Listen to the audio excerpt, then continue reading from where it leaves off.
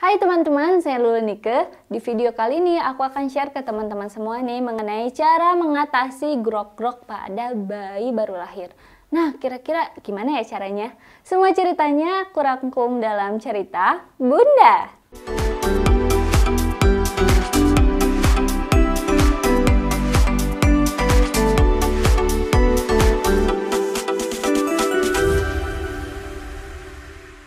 Pengalaman pertama aku juga nih teman-teman ya, waktu aku lahiran baby aku yang pertama. Nah, pas keluar itu baby aku sekitar ya 2 mingguan ya kurang lebih. Nafasnya itu grok-grok gitu loh teman-teman, dan aku tuh bingung kok dia kayak yang sesek napas gitu ya. Terus kenapa kok dia kayak ada grok-groknya gitu, kayak ada lendir ya di lehernya dia gitu kan, di pernapasannya dia tuh kayak ada ketutup lendir, dan itu bingung dia, bikin aku bingung ini harus gimana ya gitu.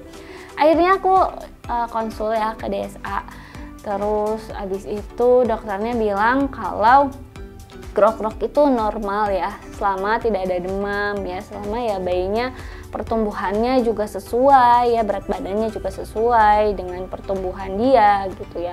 Nah, terus kalau misalnya bayinya grok-grok ya bun ya, itu tidak boleh buru-buru diberi obat ya bun ya, nggak boleh diberi obat karena baby itu tuh apalagi kalau misalnya kurang dari 6 bulan ya, obatnya tuh cuma satu bun, ASI ya. Mau baby itu flu, mau demam ya, biasanya sih ya udah dikasih ASI aja dulu yang banyak, karena ASI itu obat dari segala obat sih ya menurut aku. Jadi ya apapun ya kasih ASI aja gitu, karena ya obatnya memang ASI betul, dan itu aku terapin ke baby aku yang pertama dan kedua itu sama-sama.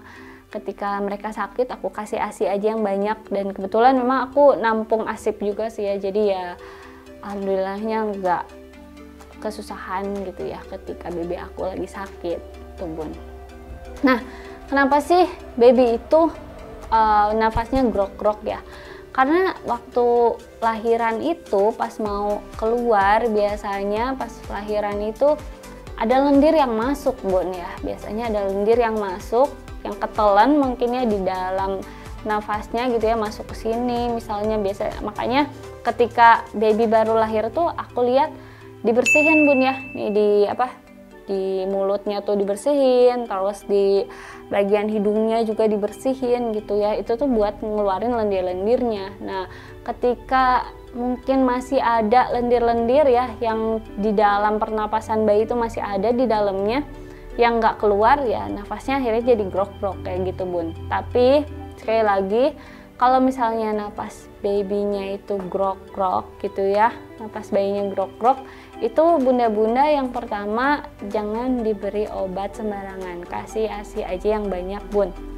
Kalau misalnya baby bunda dikasih ASI yang banyak, nanti lama-lama tuh pernapasannya tuh akan bersih bun ya, karena lendir-lendir yang ada di dalam pernapasannya ini akan masuk ke pencernaan gitu ya, yang pernapasan atau di kerongkongan gitu ya, akan masuk ke pencernaan, dan ASI juga jadi daya tahan bayi gitu untuk menghindari kuman-kuman yang masuk gitu. Makanya ketika misalnya bunda bayinya grok-grok gitu kan, waktu itu juga aku akhirnya kasih ASI, dan sekitaran 1-2 minggu memang agak lamaan ya bun ya ketika grok-groknya itu hilang.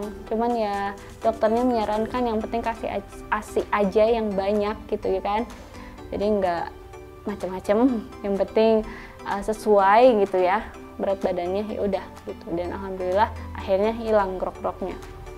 Nah, yang terakhir nih bun ya, jangan lupa dijemur babynya ya, karena baby itu butuh sekali vitamin D gitu ya, sama kayak kita juga butuh ya vitamin D gitu ya. Makanya kalau pagi-pagi dijemur babynya. Nah, cuman nih ya bun, kalau masalah jemur ya, dulu itu aku sering disaranin gitu ya, kalau baby itu dijemur langsung dari sinar matahari, ditelanjangin aja babynya. Nah, mungkin sekarang ada penelitian baru gitu ya bun ya, jadi kalau misalnya jemur bayi jangan ditelanjangin, tapi harus dilapisin ya bun ya gitu kan. Jadi tetap dilapisin ya, pakai baju ya, bajunya tipis nggak apa-apa gitu kan, pakai baju atau pakai kain yang tipis gitu ya, biar babynya itu nggak langsung kena sinar ultraviolet ketika dijemur gitu. Jadi kan yang kita butuhin tuh hanya vitamin D-nya aja ya. Kita nggak mau dong kena sinar ultraviolet gitu kan. Orang kita aja kalau misalnya mau berjemur harus pakai sunscreen dulu gitu kan, gimana bayi gitu kan yang baru lahir kan, kasihan ya bun ya kalau udah kena sinar UVA UVB gitu. Oke bunda-bunda, itu tadi review dari aku ya. Mudah-mudahan bermanfaat. Buat bunda-bunda yang mau tanya-tanya bisa langsung aja tulis di kolom komentar. Dan bunda-bunda jangan lupa like, komen, dan subscribe. Sampai jumpa, semoga bermanfaat.